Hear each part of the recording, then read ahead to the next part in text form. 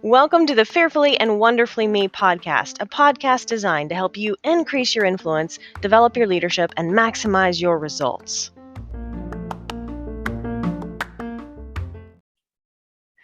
Hello, everyone. Welcome to my very first ever live stream, and definitely trying to figure out the technology as we go. So I think we are good to go, though. I think we're finally streaming. So awesome. Just wanted to do a quick Facebook and LinkedIn Live on the things that we should stop doing in 2022, specifically 7 things that you should stop doing in 2022, because we talk a lot about New Year's and New Year's resolutions and all of that. And I love the momentum of New Year, new beginning, new start, new season. But I wanted to do just a quick dig in to some things that you can stop doing in 2022, because it doesn't cost you anything to stop doing something, right? It doesn't cost you any time. It doesn't cost you any money. It doesn't cost you anything to stop doing something. And so there's no excuses, right? And the thing is that when you stop doing these 7 things, you find that you can tap into your ability to be more successful. You increase your options, you increase your opportunities, you increase your influence. So very quick overview there. First thing first I wanted to dig into is number 1, stop doing in 2022 is stop believing other people are responsible for your emotions.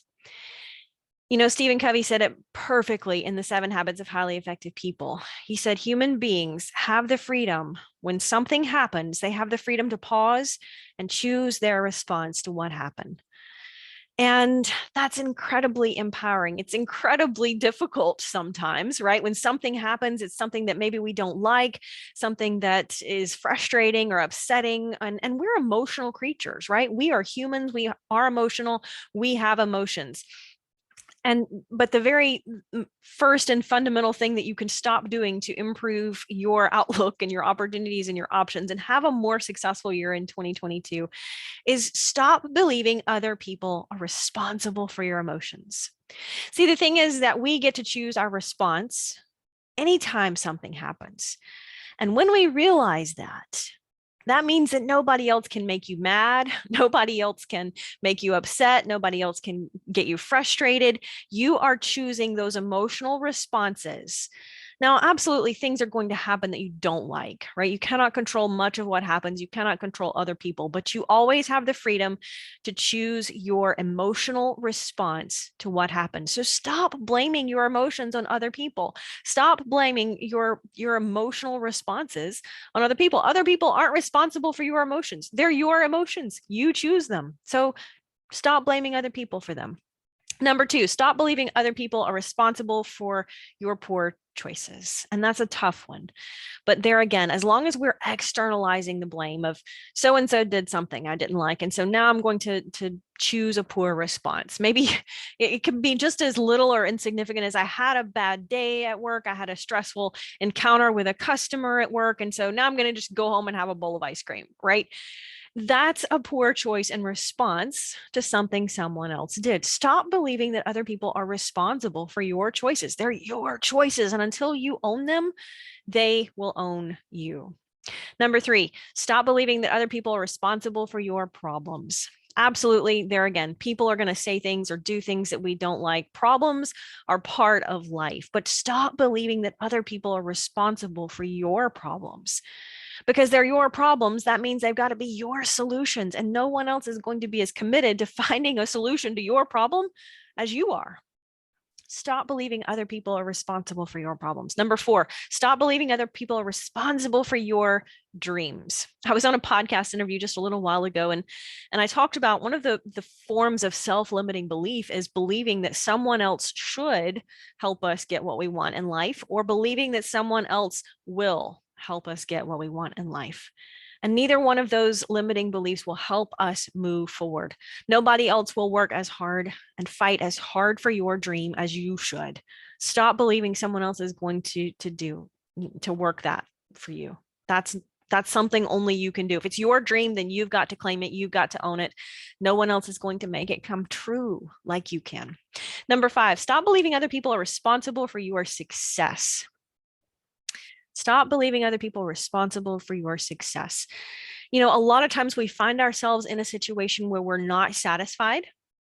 And that's true personally or professionally, but the only person who can help you be highly successful personally or professionally is you.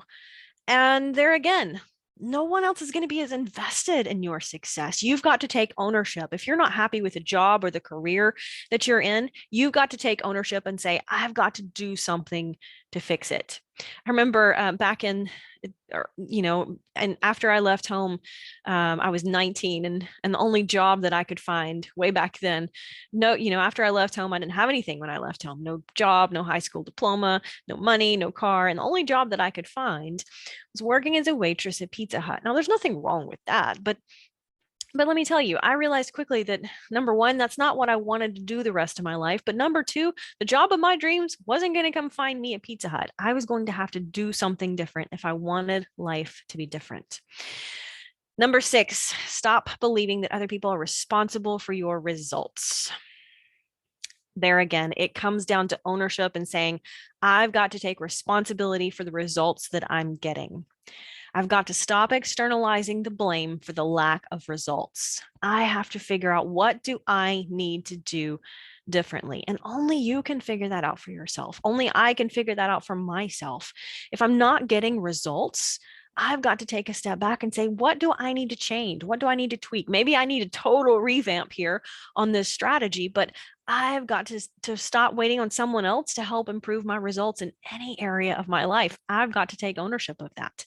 Last but not least, stop believing that other people are responsible for what you do, be, have, and become in life.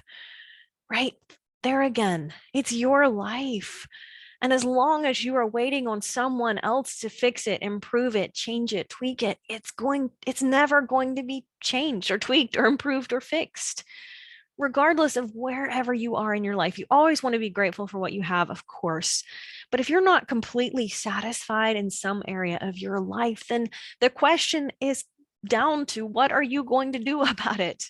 Now, it might not be an overnight fix. It might be something that you have to grow and develop yourself into the person who can achieve the level of success that you want in life. You have to become the person who can achieve what you want in life. But that's your responsibility, and only you can do that. And let me tell you, 2022 is a new year and a fresh start just around the corner. But as long as you are waiting on someone else to give you a magic year, or just because it's January 1st, things are going to be different, you're not going to ever change anything unless you change something. So get out there and change something. Thanks for joining me.